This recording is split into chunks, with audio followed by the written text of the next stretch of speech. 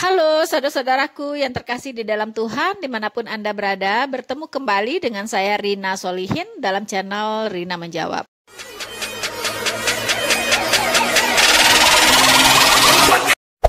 Hey there. Subscribe to my channel. And also press this bell icon. Teman-teman, bagaimana kabar Anda semuanya? Saya berharap tentunya teman-teman selalu berada dalam keadaan baik, selalu sehat, dan tidak kurang satu apapun.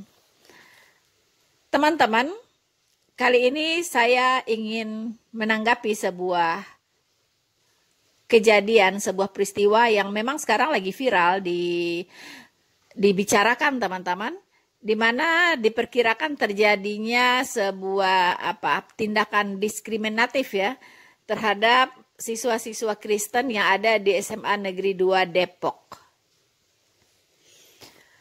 Dari berita yang saya lihat, ternyata kejadiannya berawal dari dipostingnya ya sebuah cuitan teman-teman, yaitu oleh Andreas Harsono. Ini seorang jurnalis senior ya teman-teman.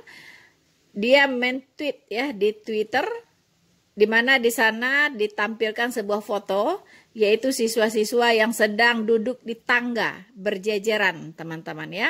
Jadi siswa-siswa ini dikatakan sedang mengalami tindakan yang tidak menyenangkan, yaitu dilarang ya, dilarang untuk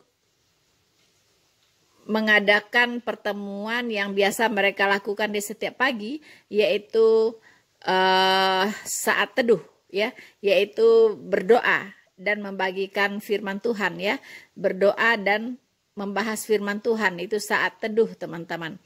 Nah, saat teduh ini biasa dilakukan oleh siswa-siswa Kristen di SMA 2 Negeri Depok ini, yaitu sebelum jam pelajaran dimulai, artinya di bawah pukul 7 pagi ya. Nah, saat kejadian ini siswa-siswa ini katanya tidak diberikan ruangan ya untuk melakukan kegiatan saat teduh begitu, atau kegiatan berdoa. Nah, ini yang ditweet oleh saudara Andreas Harsono sehingga viral teman-teman ya. Nah, saking viralnya ini sampai dibahas ya oleh banyak media, kemudian juga oleh banyak YouTuber teman-teman. Ternyata ini semua disanggah oleh pihak sekolah. Disanggah oleh pihak sekolah teman-teman, di mana kepala sekolahnya yaitu Bapak Wawan Ridwan ya. Dia membantah bahwa telah terjadi diskriminasi siswa ya di sekolah mereka begitu, yaitu siswa rohani Kristen. Nah, di sekolah ini tidak ada katanya praktek diskriminasi terhadap kelompok agama tertentu di SMA 2 Depok ini. Tidak ada diskriminasi. Setelah saya lihat bagaimana gaungnya, ternyata juga sempat direspon oleh Fadli John ya. Fadli John mengatakan bahwa Andreas Harsono ini sudah men-tweet ya, men-tweet sesuatu yang tidak berdasar, atau dalam kata lain hoax begitu ya. Karena apa? Karena pihak sekolah sudah membantah semuanya, dan Fadli John berharap Andreas Harsono ini bisa menghapus tweetnya ya, karena ini mengganggu kehidupan umat beragama begitu. Nah, teman-teman, bahkan juga sampai kepada pihak Kementerian Pendidikan ya, Bapak Menteri Nadiem Makarim itu juga merespon bahwa dia juga menghimbau agar tidak terjadi lagi ya diskriminasi di sekolah SMA Negeri 2 Depok ini. Dan bahkan beliau akan mengirimkan utusan untuk melakukan investigasi untuk kasus ini teman-teman. Bahkan Nadiem Makarim mengatakan bahwa semuanya harus terlibat dalam upaya mewujudkan lingkungan pendidikan yang aman dan nyaman, serta menjunjung tinggi nilai-nilai inklusivitas kebinekaan. Luar biasa teman-teman, ya. Jadi kita berharap tidak ada lagi ya kita melihat peristiwa-peristiwa yang bertendensi diskriminatif terhadap kelompok-kelompok siswa tertentu yang ada di sekolah-sekolah di seluruh Indonesia. Dan kita mendukung tindakan tegas ya dan arahan-arahan yang diberikan oleh Kementerian Pendidikan kita. Semoga kedepannya sekolah-sekolah yang ada di Indonesia benar-benar sekolah-sekolah yang menjunjung tinggi kebinekaan dan nasionalisme serta Pancasila. Nah, beginilah kira-kira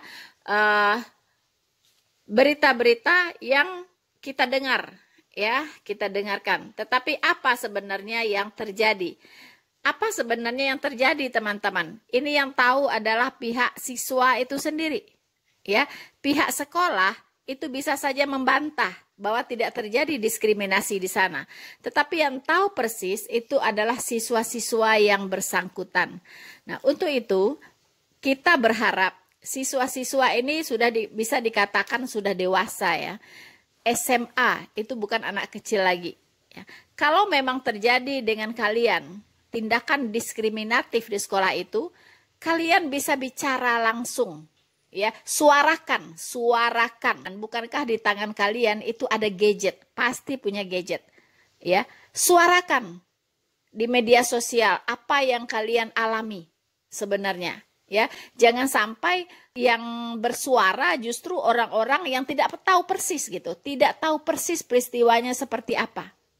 Ya, jadi kalau saya boleh menghimbau, siapapun kalian, siswa-siswa di sekolah manapun kalian di dalam wilayah NKRI ini, dan apapun agama kalian, itu tidak boleh didiskriminasi, ya, tidak boleh dalam bentuk apapun.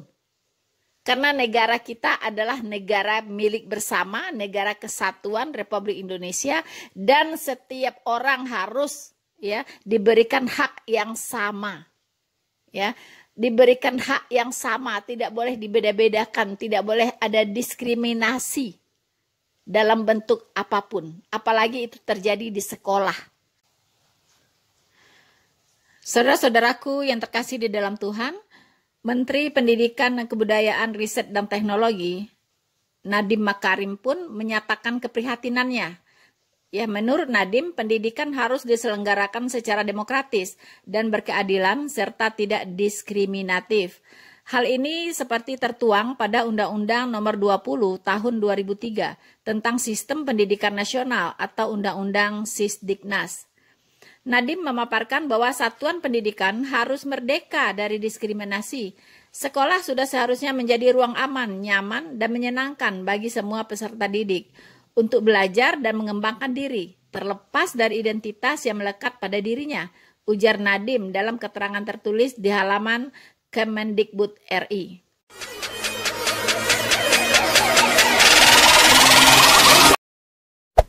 Hey there. Subscribe to my channel. And also press this bell icon. Nah, jadi daripada berita ini simpang siur, ya kan, simpang siur tidak jelas, siswa-siswa inilah yang harus bersuara. Dan kalian jangan takut kalau bersuara jujur kalian akan takut dipecat atau kalian akan dikeluarkan dari sekolah. Jangan takut. Ya, negara ini negara hukum. Ya, siapa yang salah harus ditindak. Siapa yang tidak bersalah tidak boleh dihilangkan hak-haknya. Ya, jadi semua kalian adik-adik, ya, siswa-siswa, apapun agama kalian, ya, itu tidak boleh didiskriminasi. Semua punya hak yang sama. Nah, kembali ke sekolah SMA Negeri 2. Ya, di situ saya tertarik untuk mengomentari sebuah pernyataan dari wakil kepala sekolah.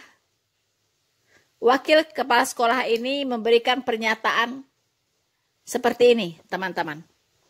Wakil kepala sekolah atau Wakasek bidang humas SMA Negeri 2 Depok, yaitu Bapak Asep Panji Lesmana, menyebut biasanya kegiatan rohani Kristen memakai ruangan multiguna di lantai bawah.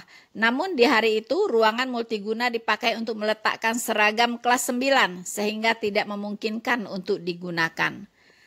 Nah, beliau melanjutkan, tapi sebenarnya kalau ruangan multiguna di bawah itu tiap hari tidak kita kunci. Pagi-pagi emang anak-anak rohris bisa masuk. Jadi sama sekali kami pun walau ruangan terbatas kami sediakan, kata Asep. Ia menyebutkan memang belum ada tempat yang difasilitasi dengan sistem lengkap untuk kegiatan rohani. Kendati demikian, pihak sekolah terus berupaya menyediakan. Tapi kalau tempat yang representatif, yang lebih baik lagi, belum. Tapi pada intinya kami sudah melakukan yang terbaik menurut kami, bahwa ada tempat yang khusus setiap hari itu dipergunakan, lanjutnya. Jadi teman-teman, SMA Negeri 2 Depok ini memang memfasilitasi anak-anak Kristen ya untuk acara-acara doa atau saat teduh ya, itu ditempatkan di ruangan multiguna. Tempat itulah yang mereka pakai untuk berdoa, begitu, teman-teman. Nah, di sini juga diakui bahwa memang belum ada tempat khusus untuk mereka, begitu.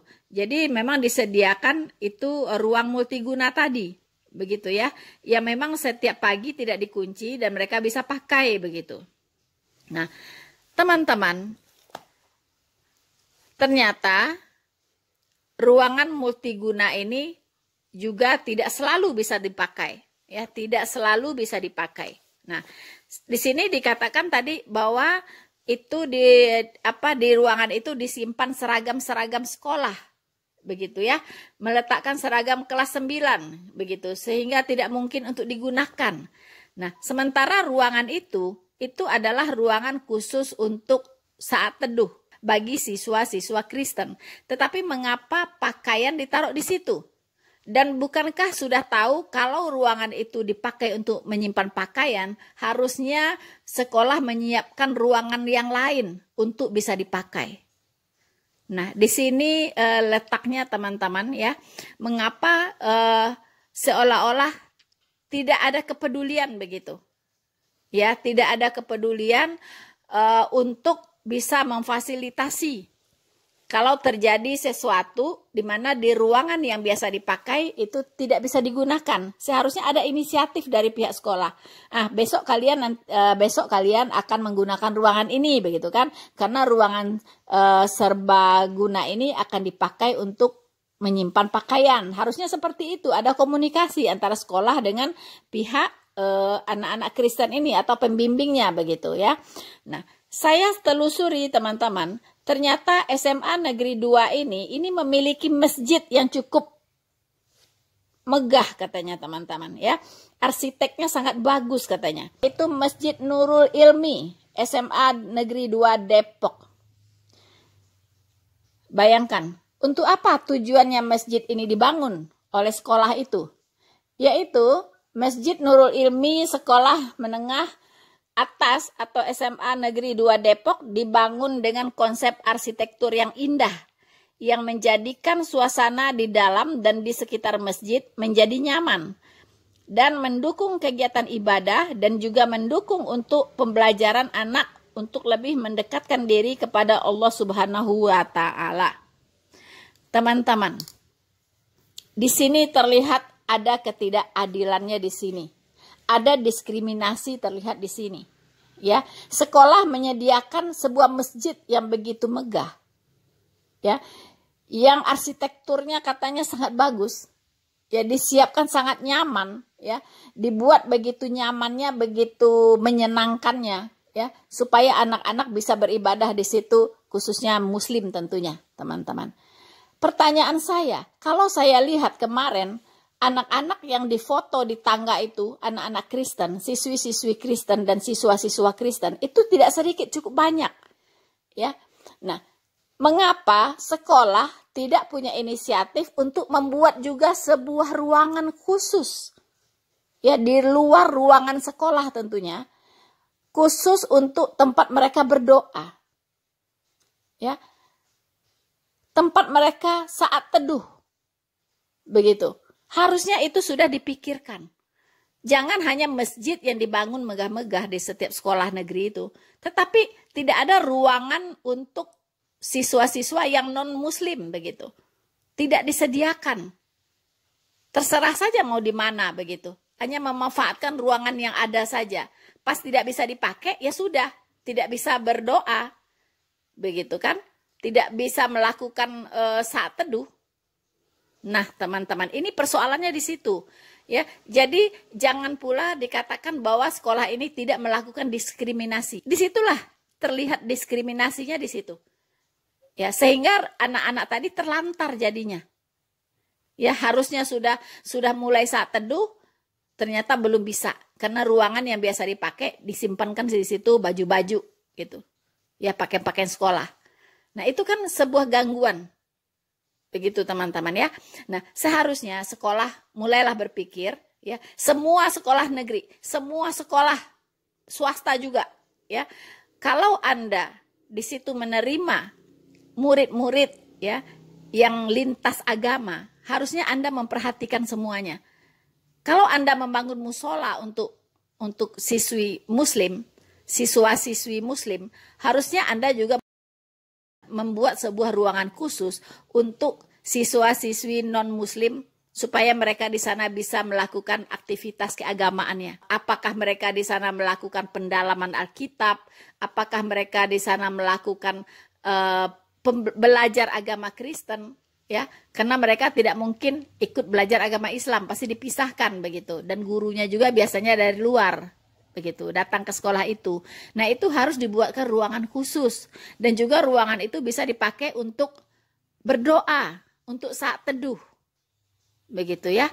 Nah, jadi jangan lagi ya terjadi pilih kasih atau menganaktirikan siswi-siswa non-muslim. Ya. Jangan lagi. Kalau Anda bisa membangun masjid yang megah untuk siswa-siswi muslim di sekolah itu, mengapa Anda tidak bisa membangun ruangan yang juga nyaman untuk siswa-siswi non-muslim untuk melakukan aktivitas keagamaannya? Nah, semoga ini ya didengarkan baik oleh pihak sekolah maupun oleh pihak kementerian, terutama Kementerian Pendidikan. Mungkin didengarkan juga oleh pihak DPRD Depok yang saya lihat juga mengunjungi ya dari PDI Perjuangan kalau tidak salah itu mengunjungi ke sekolah itu, berkunjung ke sekolah itu juga ya. Jadi ke depannya seluruh sekolah yang ada di Indonesia ini ya jangan terjadi lagi diskriminasi. Diskriminasi itu bukan hanya berarti melarang orang beribadah atau melarang siswa-siswi Kristen melakukan ini, melakukan itu, sementara yang lain boleh, bukan. Tapi dengan tidak memfasilitasi mereka, seperti Anda memfasilitasi kelompok dari siswa-siswi muslim, itu juga diskriminasi. Ya, berikan mereka fasilitas yang sama. Toh mereka juga membayar uang sekolahnya, saya kira sama ya. Ya, kewajiban mereka di sekolah itu sama kan? Sama, begitu. Ya, jadi harus diperlakukan juga sama. Tidak boleh ini difasilitasi dengan baik, ini tidak difasilitasi ala kadarnya. Begitu, apa adanya. Tidak bisa. Jadi harus dibangunkan ruangan khusus di luar ruangan sekolah. Ya, untuk tempat siswa-siswi Kristen ini melakukan kegiatan-kegiatan agamanya. Ya, seperti saat teduh, berdoa, mungkin pembahasan Alkitab, mungkin pembelajaran agama Kristen, dan sebagainya.